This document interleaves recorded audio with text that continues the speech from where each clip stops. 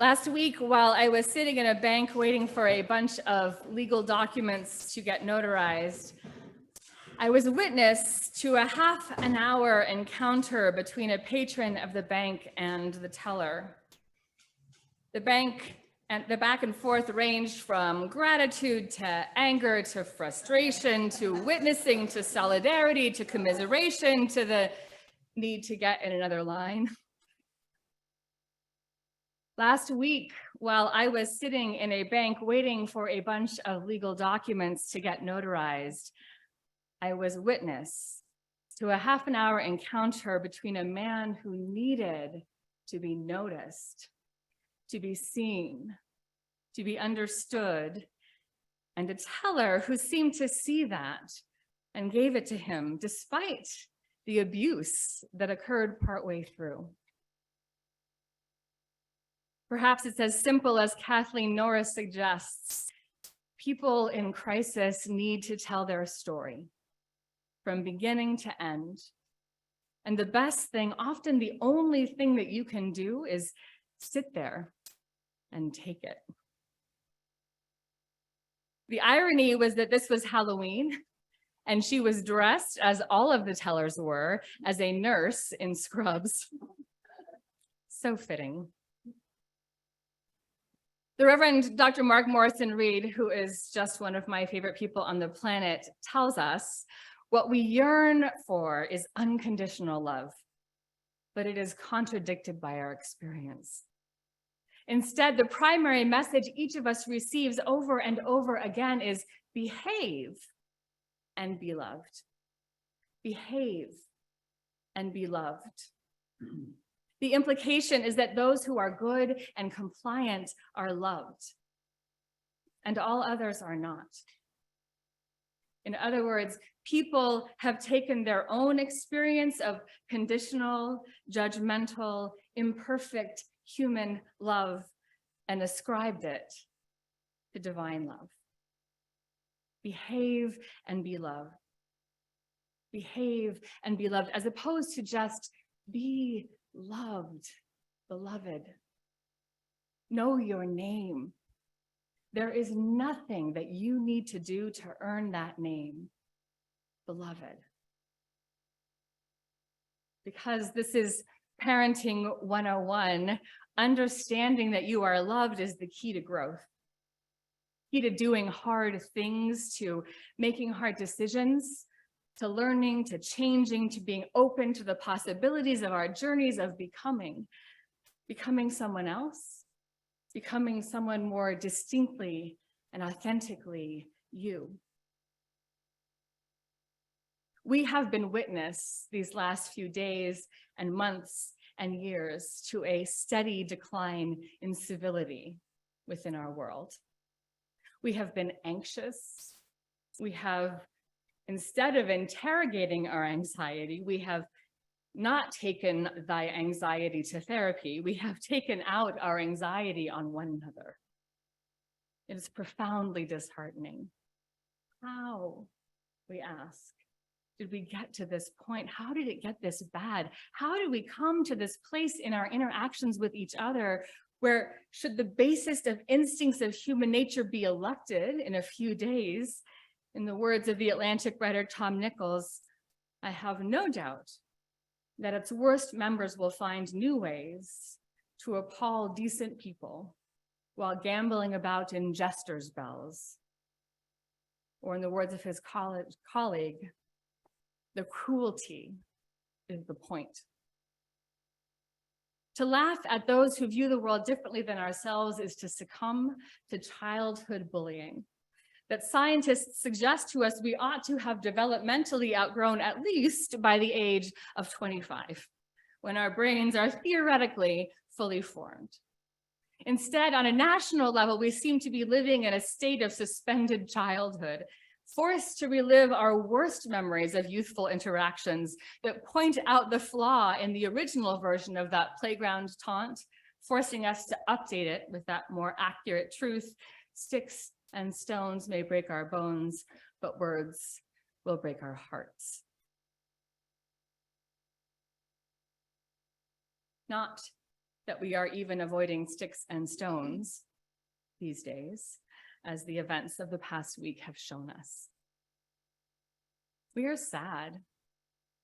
Our stomachs are twisted with anxiety. We are unsure of how we have gotten here, and we are desperately unclear about the way through. We look back at history, at other times of intense disagreement expressed through intense cruelty, and we claim cold comfort with statements like, "This too shall pass." But how? In the mid-1980s, the author Neil Postman wrote a book entitled Amusing Ourselves to Death, and he suggested that the invention of one particular thing changed forever how we interact with information about our world. Does anybody want to guess what that one thing might have been? TV? Any other thoughts? Phones, internet? Books? The telegraph, he says.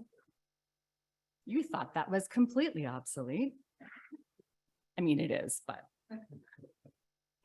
The idea was that when the news was local, when the news was entirely about your community, you could always feel as though you could get up and do something about it. And when we started to hear news from other places, when we started to get news from across the world, suddenly it felt too big for us to handle. We could no longer count on our own agency to make any change in the world. What do we do with a piece of information about events that are too far away or too large for us to handle individually? And the more we have these large news events, the more, instead of doing anything about them, we just talk about them. We chat about it. We say, "Did you hear that this happened?" Or "Can you believe that this happened?" And suddenly we're focusing on disagreement rather than what one ought to do about it, that we might actually be able to do something about it. Justin Wells, who does documentary filmmaking, he wrote this piece called Play a Different Game, and he broke it down how we respond to people into 4 basic things. When you encounter somebody who disagrees with you, we have a first step, and our first step is to assume that they're ignorant, right? They just don't have all the facts. So all we have to do is inform them of the facts, and they will be on board with us, and we give them those all-important facts, and we just wait for them to come around to our side. And if we've given them those facts and they stubbornly cling to their way of thinking, then obviously we take the next step, which is to assume that they're just stupid. Clearly, they're less intelligent because I've given them the facts, and they have not been able to take those facts and draw the same conclusion that I have. And so obviously, the only conclusion is that they are too ignorant to know differently. We might try to explain it down to them so that you can pick it simple and as basic as possible and as patronizing a way as possible so that their little minds might be able to comprehend it. And then after we have patronized them, if that does not achieve our aims, we move to step 3, which is they must be willfully malevolent. If we discover that this person with whom we disagree is actually quite intelligent, and they still stubbornly refuse to agree with us and see the obviously correct point of view, we have to conclude that they are actively trying to suppress the truth. They must be willingly perpetuating lies for their own gain. The final conclusion that we draw as humans when we encounter somebody who disagrees with us is to chalk it all up to their being part of a conspiracy. If large numbers of people disagree with you, and you cannot attribute to this to ignorance or stupidity or the influence of malevolent individuals, then obviously there is a vast evil conspiracy at work, and the truth we are so eager to uphold is not going to hold any weight at all. So it becomes this righteous mission to undermine and take down all those who would subscribe to this evil system by any means necessary. And thus do we end up with a society that is deeply wary and mistrustful of others. A society that is divided and divisive, encouraged to assume the worst about others and challenged to locate any common ground. They, whoever they are not to be trusted. are listening to the wrong sources to get their facts and could not possibly share any common ground with us in our correct perspectives. In her book, Conflict is Not Abuse, Sarah Schulman cites a study that shows that digging in and refusing to admit an error actually feels pretty great. When people refused to acknowledge that they had made a mistake, they reaped more psychological benefits than people who copped to their errors in judgment. The study shows that people who refuse to admit wrongdoing feel greater self-esteem and more in control than anybody who apologized, even if they were liars. The end result of this self-deception is community heartbreak, which means the only answer to where we find ourselves now is to make ourselves vulnerable to people who may be, just as we may be, whoever we are, we, they, us, them, ignorant, malevolent, interested only in telling the lie. To make ourselves vulnerable. And I say that as a queer woman who must deal with microaggressions that accompany ignorance or naivete or active homophobia.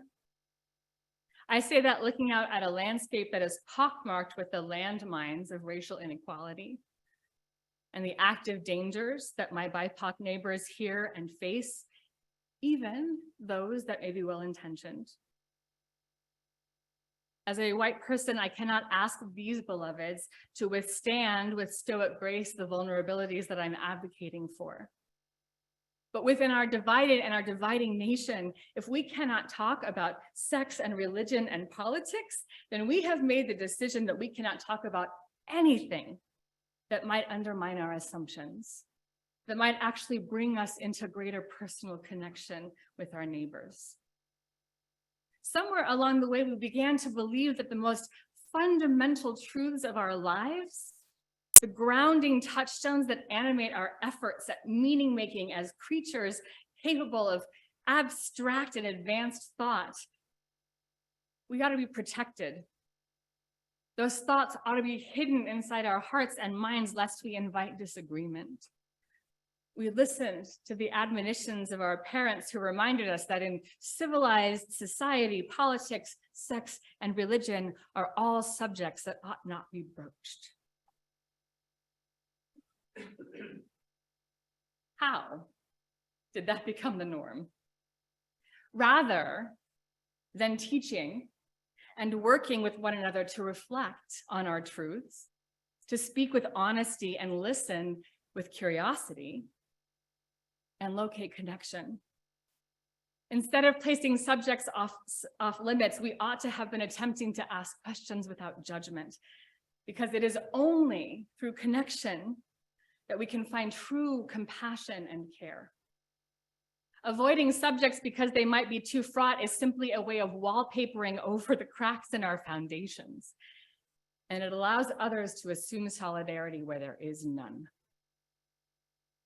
I'd venture to guess that we have all been the subject of assumptions placed upon us by those who see some aspect of our identity and draw a conclusion based upon their own experience, rather than by, I don't know, asking, checking those assumptions, because we don't talk about politics or sex or religion in polite society. It is incumbent upon us then to reclaim the local. Throw the telegraph away. That's already happened. Reclaim the local when we care to know what those with who, about what we care to know what those who with whom we live think and care about. We care to know what they think. We care to know what they believe, what animates them, what they want to share with us, how they hurt, because we all hurt. I was raised in a Unitarian congregation almost entirely populated by atheist, humanist scientists obsessed with rationalism. And I was in my 30s before I thought to question that the word God that I had been taught to shun as evidence of myth and simple-minded thinking might actually contain within it all sorts of different beliefs. When my friends said they believed in God, what I thought they meant was the image of that buff and bearded God painted on the Sistine Chapel, that white male paternal figure reaching towards Adam, who's also pretty buff. Living in the sky for all and responsible for all creation. I didn't ask questions when they used that word. I was sure I knew what they meant. Maybe that is what they meant. But my own worldview received that statement with judgment and derision. Here's a person who does not use science and reason to arrive at truth, but a person who finds it easier to believe in myth. Had I been invited to discuss religion and politics and sex, I might have been able to ask before I was in my 30s, when you say God, what do you mean? Have you ever asked that question of the people who use that word? Have you ever asked somebody, what does it mean to you? As a habit in our society, we don't let ourselves go there. It brings to mind that famous Hasidic anecdote. In the town of Berdichev, there was this proud, self-proclaimed atheist who shared with anyone who would listen his problems with a cruel, uncaring God. And the great Hasidic master, Rebbe Levi Yitzchak, approached him. And after the atheist vociferously explained why he doesn't believe in God, Reb Levi Yitzchak turned to him and said, you know, that God you don't believe in, I don't believe in him either. Rather than suggesting that we ought not discuss anything that might get divisive, I'd argue for a new admonition. We can. We should talk about these things. We need to talk about these things. We just need to avoid getting righteous about them. We need to approach those conversations with curiosity and imagine this for a second. What if we actually cared what our neighbor might have to say about their understanding of the world? That we not engage in these discussions to change or alter or influence or fix, no matter how strong that impulse might be when we encounter people who are just wrong. Tell me about the God you don't believe in. Tell me about the God you do. How does this belief help you in your life? Where do you source meaning? Have you ever had an experience of the world you couldn't explain? How do you deal with the feeling of being small and finite in a cosmos of enormous size and timelessness? Talk to your neighbor about what they think when they hear that word. Have they always understood it that way? Or has it been like a slinky, a concept coiled up with potential and kinetic energy liable to change or tangle, in my house, when the circumstances of their life make them realize how complex that concept might be? Talk to your neighbors here today, and then go home and talk to your neighbors there. What are we so afraid of? Disagreement? The only thing we have control of is our own reaction to anyone else. Can we respond with love when we are faced with hate or ignorance? Can we remain in conversation where we might create authentic connection when politics or sex or religion invite division? My colleague, the Reverend Tom Ford, reminds us that when people were being arrested and sent off to death camps in Germany during World War II, Hitler intervened to protect his former commanding officer, who was Jewish. People who hate classes of people seem to have little trouble liking and even being friends with members of that class whom they personally know. Getting to know one another is not a panacea, but it also reveals connections. And with those connections, empathy grows. And if you're not careful, so might friendship. What will the neighbors say? We are living in a time when people are afraid of being in community, joined community. because they may be seen, they may be judged, they may be found wanting, they may be operating under assumptions. They are afraid of being in community, but before they even get to the point of seeing the necessity of community or allow themselves to work through that fear, they have to feel the pain of just being. And that is universal. It is incumbent upon us to find ways to stay connected, to stay creative and collaborative, to invite vulnerability, to reject cynicism, to reject straw men, assumptions, to listen, to consider, not that our minds might be changed, but that our hearts might be. That is our only way forward. Amen. I wanted to invite you to discuss with a neighbor, but I got long. Sorry. I invite you to discuss with the neighbor afterwards. Ask them something that scares you to ask them. And I invite us now to sing our closing hymn, number 323, Break Not the Circle. Please rise in body or spirit.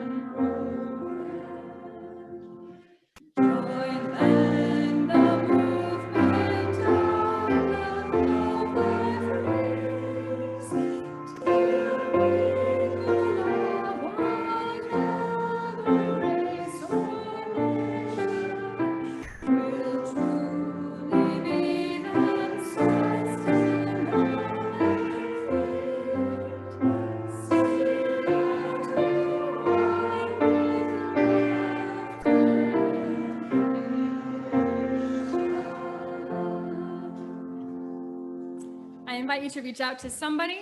If you would like not to be touched, you can hold your hands over your heart. If you would like to be touched on the shoulder, you can indicate that. If you would like to hold hands, you may. As I speak these words,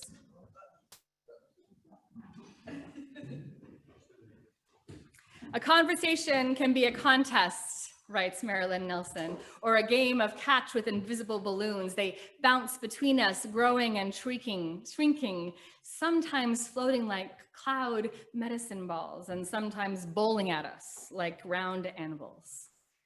You toss a phrase and understanding blooms like an anemone of colored lights.